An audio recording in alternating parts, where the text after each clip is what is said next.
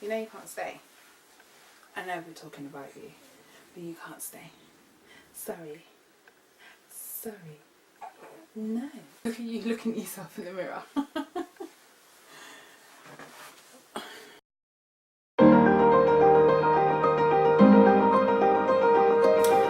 Hi! Welcome back to my channel. It's been a while. I've just, been busy having a baby. So today I thought I would record a video finally. This feels super weird, just sitting here and filming and talking to myself. I haven't done it for a long time, so it feels a bit foreign. But yeah, I thought I would come and film a video and just talk about my labour and delivery of my second baby girl. So let me just jump straight into it. Let me just say, the whole experience was just like a whirlwind. It went so quickly. I wasn't prepared for it, but it happened that way.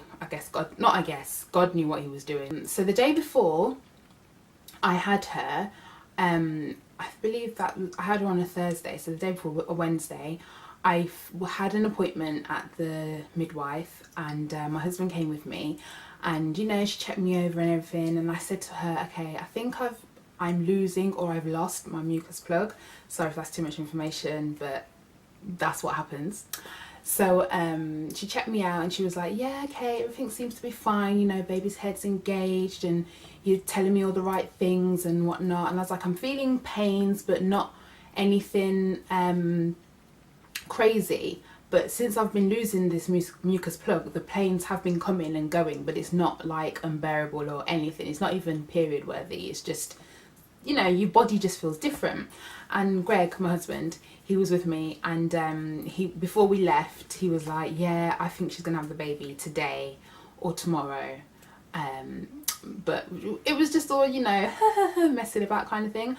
Before I left though, she said to us, just in case you do go into labour and you do have the baby at home. I'm like, why are you saying that? She goes, just in case, you never know, just push. All you need to do is listen to your body and push when you feel you need to push, and don't try and do anything else. Don't cut the cord, and just call the ambulance and they will come. I was like, okay, but that's not gonna happen, bye. So anyway, through the day, he went back to work and I went to my mum's, and I was just like, Mum, I feel funny. She's like, Dominic, I think you're in labour. I'm like, I don't know. I feel like I'm being extra saying that I'm in labour when I'm not. And where I live, the hospital doesn't cater to a lot of things. So it doesn't have like a delivery unit or anything like that. So you have to travel, and that means you're going to have to go on the motorway. So the worst thing is you don't want to go on the motorway all the way there for them to check you out and say, no, sorry, you're not ready, go back home, which has happened to me because that's what happened with my first daughter. So Mum was just like, yeah, I think you're in labour. I'm like, no, Mum, I don't know. So I was just going through the day. I spent the day with her, and I was just walking up and down, pacing around. Every time the pain would come, I'd be like, And as the day was going on, they weren't unbearable, but they were getting a bit stronger. And Mum was like, Dominique, you're not, because basically they say you're not really able to talk when you're having a contraction. Like when it fully comes on you, you kind of need a minute, wait for it to release, and then you can talk. And as we were like, having conversations, when one would come, I'd be like, and I'd move away, hold, walk, whatever, come back and like, okay, I'm all right now. She's like, you're in labour. I went home that evening, explained to Greg how I was feeling. I was like, I don't know, I think maybe they're Braxton Hicks, or maybe I'm in early stages of labour, but I'm okay, I'm fine. I'm still doing what I need to do, cooking, tidying up. I was doing my hair. I thought, okay, if I am in labour, let me just do my hair quickly in 2 twists, because it's not about going into hospital with your hair out, especially natural. And so I just did my hair, and I was talking to my friend a lot, and she was like, you're so in labour, this is how I was exactly the same, can you please just download the app and just time your contractions? I'm like, they're not even contractions. She's like, they are. So I did, and they were really like sporadic, just far apart, up and down and everything. So I was like, see, it's nothing to worry about. And because I was comparing myself to how I was first time around, I was like, okay, when I get to those stages where it's like, no, I can't, you know, and they're really close together, then I'll go to the hospital. I rang them, I told them what was going on. They were like, yeah, everything's fine. Yeah, you seem like you're doing the right thing, you know, just take it easy, da, da, da, da. Call us back when they're a little bit closer. And this was in the evening now, in the night. And she said, you know, if it helps, take paracetamol. I was like, paracetamol? What am I going to do with paracetamol? I'm having labour pains, like contractions. How's paracetamol going to help me? And she's like, and you know, if you can, have a sleep. Sleep! Which I did though, the funny thing is, because there was a point where the contractions died down and I was able to sleep for literally about 40 minutes.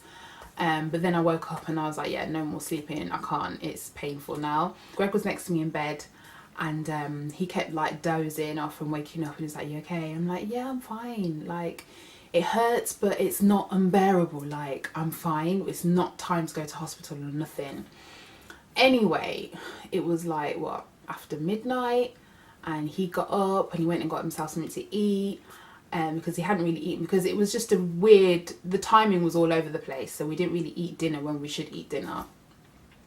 And then it was, you know, going past 1, past 2, and I just let him sleep, because I thought, at the end of the day, when we go to hospital, when I'm really in it, I'm going to need you, and I'm going to be really tired, so there's no point us both being tired, so let him get his sleep, and when I need him I can wake him up. But me and my noises was waking him up anyway, and he wasn't really sleeping sound. And he was just like, are you sure you're okay? I'm like, yeah, it just hurts when it comes on me, and then when it dies down I'm okay. And the thing is, with contractions, you can feel when they're coming. It's like this sensation. Imagine if you had a really bad belly and you needed to go to the toilet, and my baby's crying. Yeah, imagine if you had a really bad belly and you needed to go to the toilet, and you know when like you can feel that, oh, my belly's hurting, it's coming on me, so you need to go to the toilet, do your business, and then that pain just releases and goes. That's what it's like when you have a contraction, but just a bit more intense. So that was happening to me, and what I was doing, which I wasn't realising, is every time that it was coming I was holding my breath, and he's like, babe, you need to breathe. He's like, no, you need to breathe through it. I'm like, yeah, okay, I forgot. And he's like, come on. Just like how it is in TV. And then it got to about, I think it was after 4 going up to 5, and he rang my mum, because ideally I wanted a water birth, and I wanted my mum to be with me just so she could, you know, experience her grandchild coming into the world, because it's not something that happens all the time. And she's got experience as well, and so I really wanted her there. And he rang her and he was like, look, Mum, I think I'm going to come and pick you up, because the contractions are really close together now and it's time for us to go and make our way to the hospital. So he went to get her. Literally, as soon as the door shut, right, I had a contraction. I was like, okay, one's coming. I'm standing up and I'm like swaying around, and I'm using the phone, the app, to time it. And I was like, okay, that one was really intense, that really hurt. Like I noted that it was painful. As soon as it stopped and I pressed stop, another one came straight away. And in my head I was like, contractions ain't supposed to be coming that quick next to each other. Like, there's supposed to be gaps. Why is there no gap? I shouldn't be having it so quickly. So I was trying to time it, and the pain licked me. I threw my phone and I was like, this is painful, and nobody's here. My daughter's sleeping in her room. She's 2. She ain't gonna help me. So as soon as it finished, I was like, where's my phone? Because I just threw it. So I had to look for my phone. At that point I started crying and panicking, and I was like, Jesus, God, no, please, Jesus, help me, Jesus, please. I rang Greg now. I'm like, babe, where are you? And he's like, I'm just down the road, I'm with your mum. I'm like, hurry up now, the baby is coming, the baby is coming. They hurry up in. He comes in, he's like, okay, at this point I think I had on, because when he left I thought, okay, when he goes I'll put on my leggings and, you know, a hoodie or a top, and then we can just go straight away. So as he was leaving I was trying to put on my leggings, so I had one foot in and one foot out. When he busts in the room now, I was like, babe, And he was like, no, it's all right, just put on your leggings and put on my dressing gown and let's go in the car. I was like, car? I ain't making it down the stairs to the car, let alone all the way to the hospital. Call the ambulance now. He was like, no, you'll be fine, you'll be fine. How are you gonna know I'm gonna be fine? So then my mum walked through and we just had this like this. And I was like, Mum, I need to push. You need to push? I need to push. Push! I was like, okay. Kick off leggings. And Greg's like, no. Put on my dressing gown and let's go in the car. I'm like, call the ambulance now. And now I started to push because your body knows what it wants, okay? And we are designed to give birth. So when I felt the sensation to push, and it's a heavy sensation right in the lower back, I was like, okay, I'm gonna push. So I started pushing, and I wasn't screaming out and being all loud and extra, but I was like, oh, well, I can't really do the sound effects right now. So I was pushing and I was like, okay, I don't want to, but I have to put my hand there because I think I can feel something coming. And I said to myself, if I feel the head, then I know this is really happening and this is real. I put my hand there, I feel the head. I'm like, I can feel the head, Mom. I can feel the head, my baby's coming. Gregory, call the ambulance now. So he calls them. He's like, my wife's in labour. She's in labour right now in our bedroom at home. Okay, sir. No, you're not hearing me. My wife is in labour. And you know when they start asking all these kind of questions, you're like, I don't know. I'm not even thinking. I can't even think about you. I'm just trying to give birth. So Mum's like, Greg, just go and talk to her. And she's holding me from behind. My mum's strong because I had to just let my whole body go and let her just carry me. So she's holding me from behind and I'm there doing what I need to do. And then he comes in. I don't remember this happening, but he had apparently come in and looked and said that she's 50 mil dilated and the head's crowning. When did you turn midwife? When did you get your doctor degree? So I said to him when we were, reliving it and that, I said, it's not that I was 50 mil dilated, because obviously I would have had to have been 10, but he works with measurements, so he knows his numbers. But he was like, the head was about 50 mil, so that's why he said that I was 50 mil dilated, and he could see the baby head crowning. So she was like, tell her to get down on the floor. And I was like, I can't get down on the floor. I don't want to get down on the floor. I got down on the floor now, and I was like, somebody catch my baby. My baby's coming. And I gave one push, and she came out. Greg caught her, and she was still in her sack, which I just think is such a beautiful thing. And he said that he could see that it was torn a little bit at the head, so he just pulled it apart and it just fell off, and he just placed her on me, and I'm in my mum's arms, and he's giving me my baby that I've just birthed, and I'm feeling that sensation of just feeling a newborn, your newborn on you, and the umbilical cord still attached. And it was just like, and then I just was emotional. Like I wasn't crying all up until that point. I was like, focused on what I had to do because I was scared as well. But as soon as she came out and she was on me, I just was like, oh my gosh, Mom, oh my gosh, Mom. And she was like, I know. Rewind a bit. I remember when when the lady on the phone was saying, oh, tell her to get down on the floor. Mum was like, Greg, go and get all the towels. Just go and get loads of towels. My man came through like this stack of my freshly washed, nice folded towels and just started dashing them on the floor. I'm like, oh Lord, here we go. We didn't cut the cord because they say not to. And literally it was just a few minutes and the ambulance came. 2 ambulances pulled up with how many? There was 3, I think it was 5 paramedics just bust through my room. I'm like, yeah, just come true.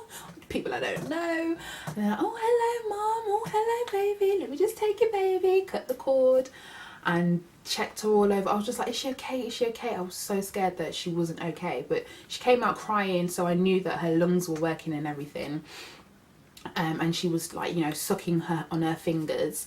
So they were like, yeah, she's 100% fine. And then they just checked me over thoroughly. And then I had to deliver the placenta, which was just, she was like, you need to push. I'm like, push where? I ain't got no strength to push. Do you know what just happened to me?